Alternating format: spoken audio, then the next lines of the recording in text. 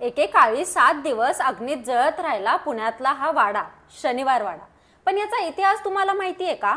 1732 साली फक्त 20 वर्षांचे असलेले पेशवा बाजीराव पहिले यांनी हा भव्य शनिवार वाडा बांधायला घेतला. केवळ 2 वर्षात फक्त 16,000 रुपयात तयार झालेला शनिवार वाडा कारण त्याची पायाभरणी शनिवारी झाली. मुख्य दरवाजा दिल्ली दरवाजा. वाड्यांचं आर्किटेक्चर अद्भुत. भिंतींवर रामायण महाभारताच्या चित्रकथा, बेल्जियन आरसे आणि कात्रज तलावातून भूमिगत वाहनांनी येणारं पाणी हजारी करंजा फवाऱ्यात व्हायचं. 1828 मध्ये लागलेल्या प्रचंड आगीत 7 दिवस वाडा जळत राहिला. हा तोच वाडा जिथं 18 वर्षांच्या नारायणराव पेशवे यांची हत्या झाली.